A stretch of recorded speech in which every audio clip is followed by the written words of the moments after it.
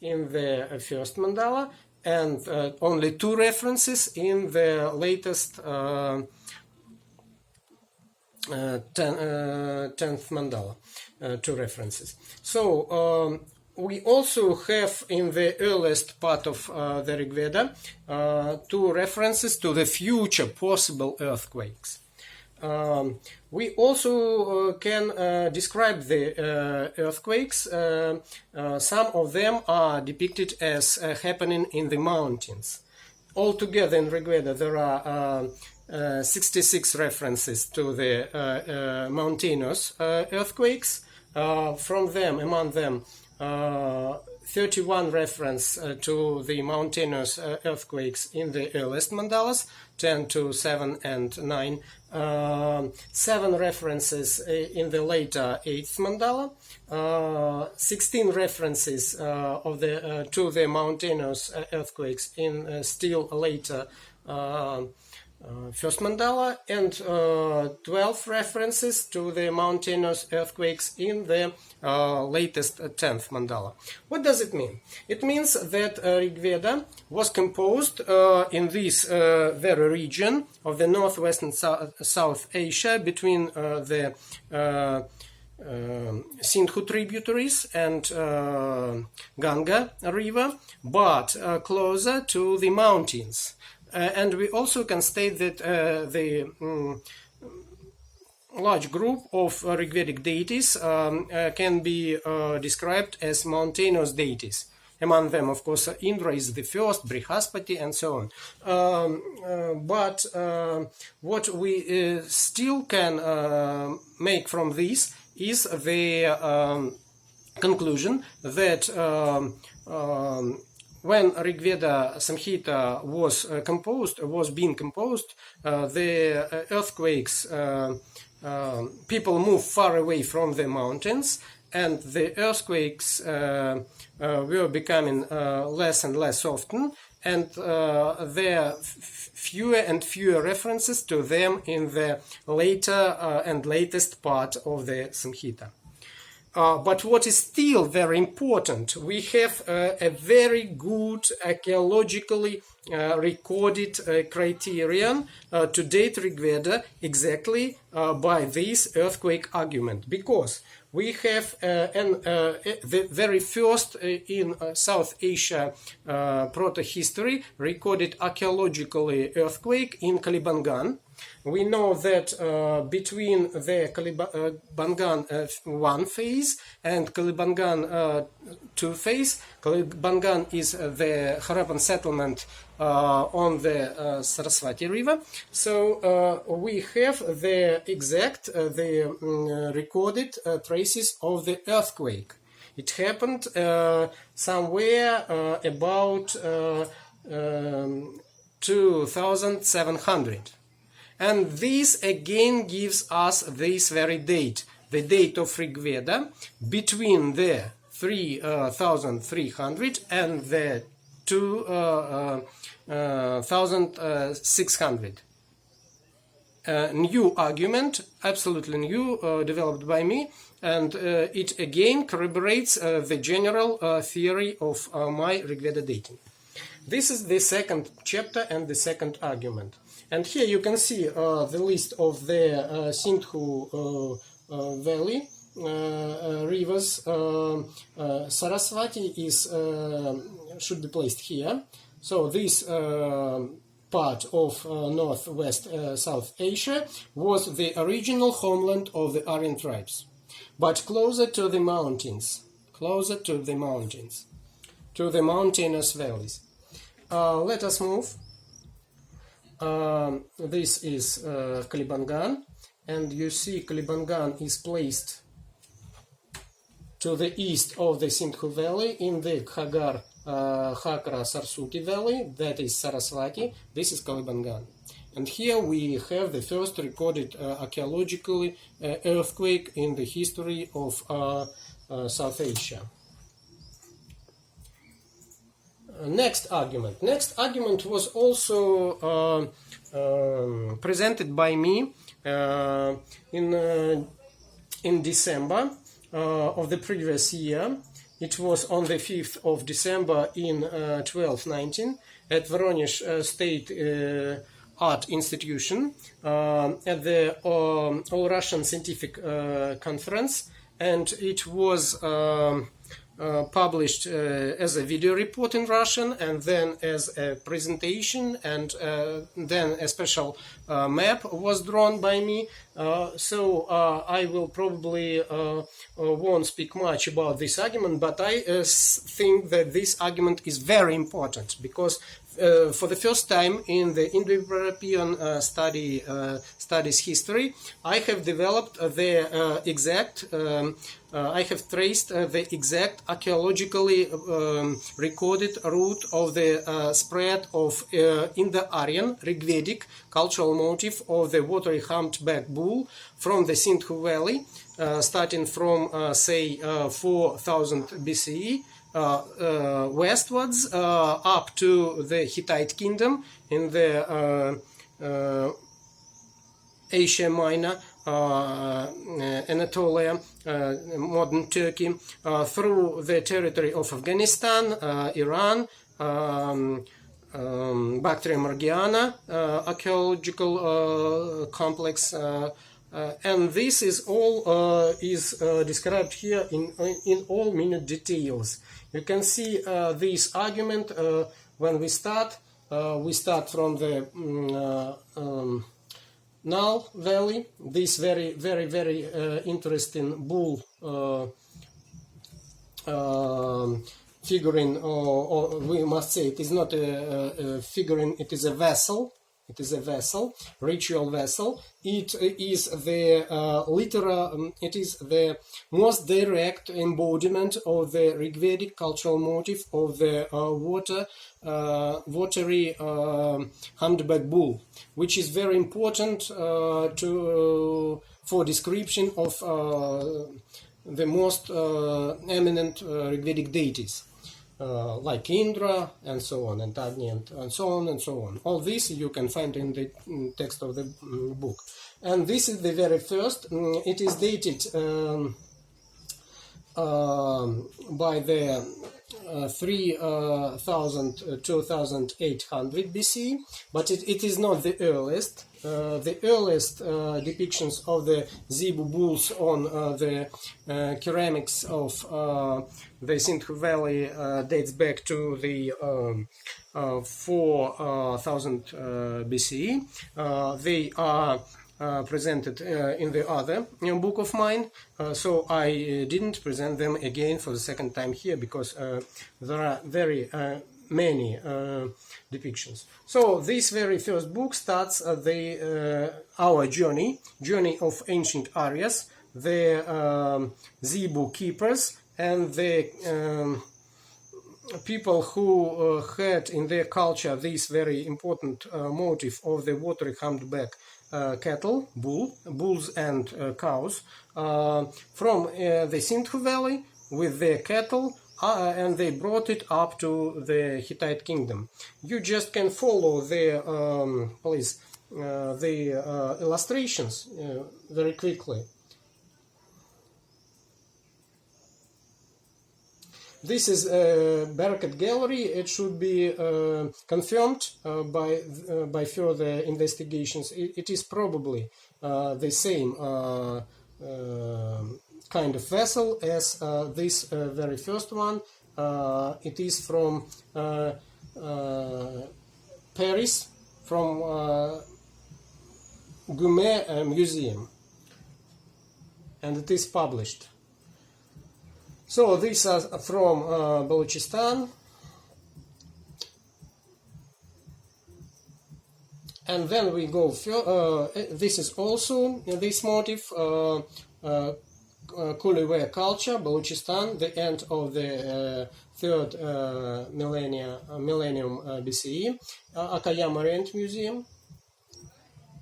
The same type. Then we have southern Afghanistan around 2300 2000 BCE. It is from the British Museum. We have zebu depictions on this vessel, and not one, two, three we see here.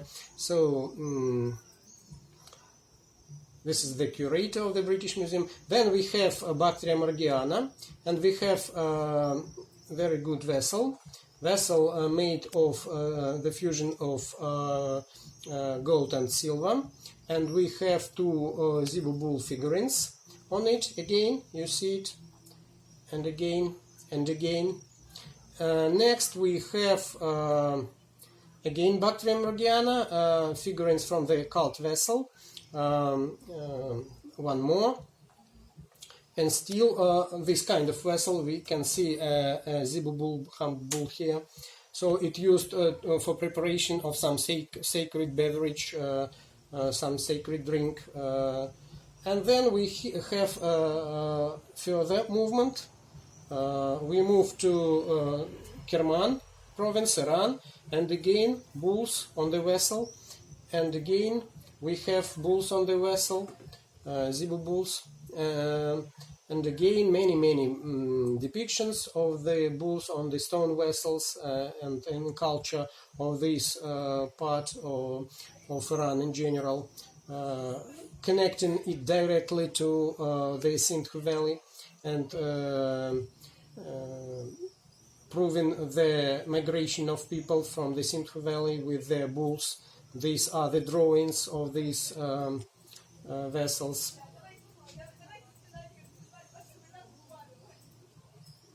They're very numerous. And in some we have very exact appearance of this bull, watery humpback bull motif, because we have the bulls with the waves coming from their body. It is very interesting. It is exact embodiment of this motif, of this Rigvedic motif.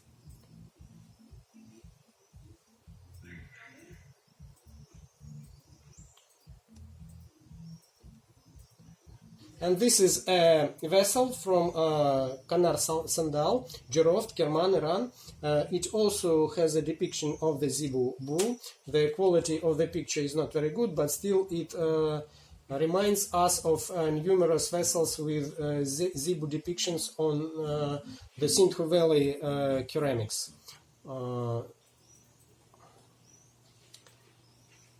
And what is more interesting, we have two vessels with the carvings of the humped unicorn, which have at once two Rigvedic and pre-Harappan and Harappan cultural motifs, or that of the unicorn and that of the humped Zebu. This is the first one, and this is the second one, two times, and probably the third one, if I'm not mistaken. Yes, the third, three vessels, stone vessels. Then we come to Susiana, Elam, and we have an earthen cup with the handle in the form of the Zebu bull. It is from Louvre. It is dated around 1800 BCE. And this is again from Susiana, from the capital city of Elam. We have Zebu bulls lying in the second register. Bronze vessel, again from Louvre, dated by 1300 BC. And then we have famous Marlik culture with dozens of ceramic Zebu vessels. Very many. Just can't stay for long describing them. You can see all this in my presentation, in my video report, and in this book. From different museums all over the world, from different galleries, commercial galleries. They are very popular, and they are dated between 1500 and 1000 BC, just as the very exact record of the movement of Harappan and early Harappan and Aryan people from the Sindhu Valley through Iran.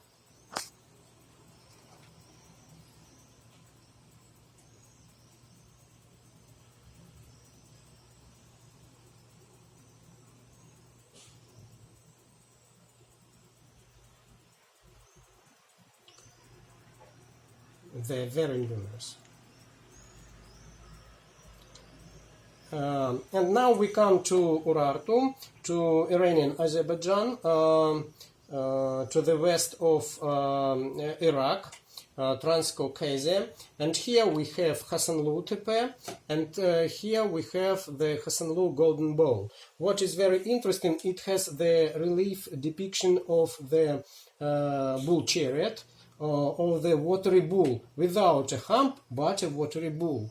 Just like those from Shagdat, Kerman, Jerovt, and so on. So the movement of people with their cultural motives is evident.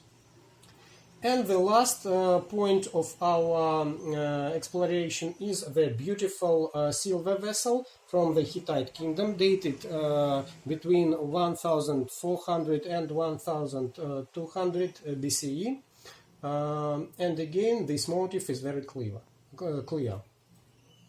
So I propose the map drawn by me of the spread of geographical and chronological spread of this motif, and this map serves us as the exact route, firstly in the archaeological history recorded of the migration of the Rigvedic cultural motif from the Sindhu Valley, starting from the 4000 BC through this territory up to the territory of the modern Turkey around the second half of the 2nd century BC. This is the chapter, and this is the next argument. One more chapter, one more argument, if I'm not mistaken, the fourth argument, the fourth chapter, is dedicated to one more Rigvedic description. It is found in Rigveda 1, 2, 3 times, in the first and in the 10th mandalas, that is in the later and latest mandalas of Rigveda, the image of the father carrying his baby, his infant, like a mother in his hands. It is very interesting because usually it is a mother's function to carry the baby. But we have clay figurines from Mergarh 7, and it depicts exactly this motif. Mergarh 7 is around the transition phase from the early Harappa to the mature Harappa. These are the figurine Naushar 1D 2600 2500 BCE.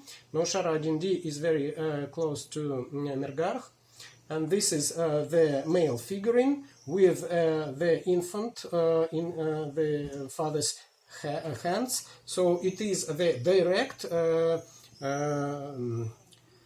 repetition, direct parallel to the Rigvedic descriptions of this cultural motif. Again, we date Rigveda by the period transitional from the early to mature Harappa, and we place Rigvedic Aryans in Balochistan and Sindhu Valley in general. Let us move. Next argument is dedicated to the motif of the three-headed bull in Harappa and Rigveda. In fact, the motif of three-headed bull is a common spread in Rigveda and is used to describe several of its most important deities. But when we turn to archaeology, we see it very clearly in the mature Harappan seals. This is the seal from Thalavira, again from Thalavira. This is the seal from Amri. This is the seal from Mohenjo-Daro.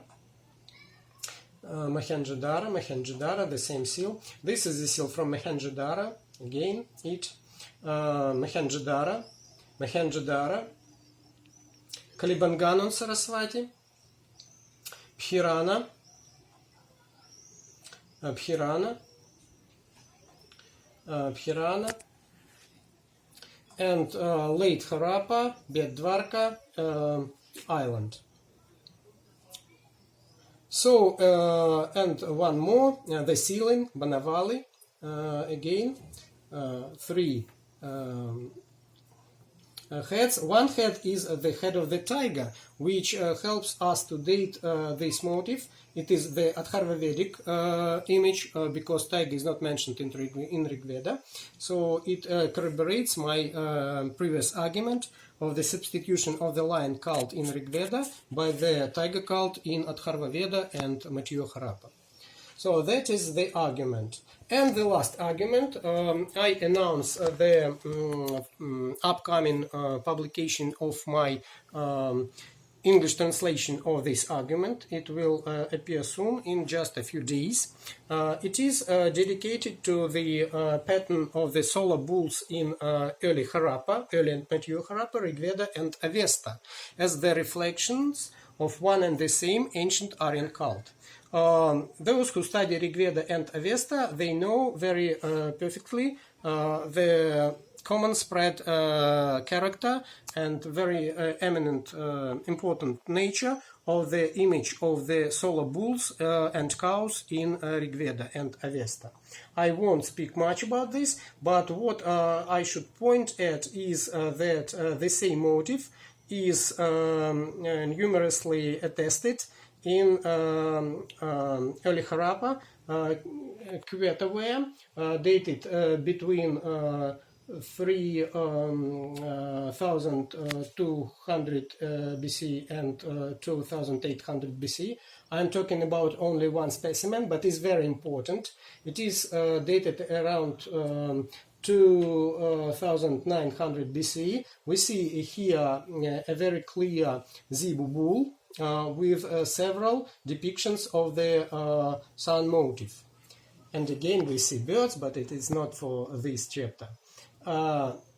Then we have Kuliware, corresponding to the Matthieu Harappan civilization, the same epoch. They are contemporaries.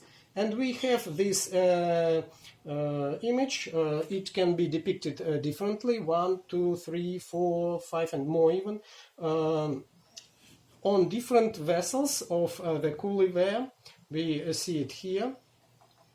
It is, they are all from museums, they are all published, especially there are very good publications by the Japanese archaeologists from Japanese museums.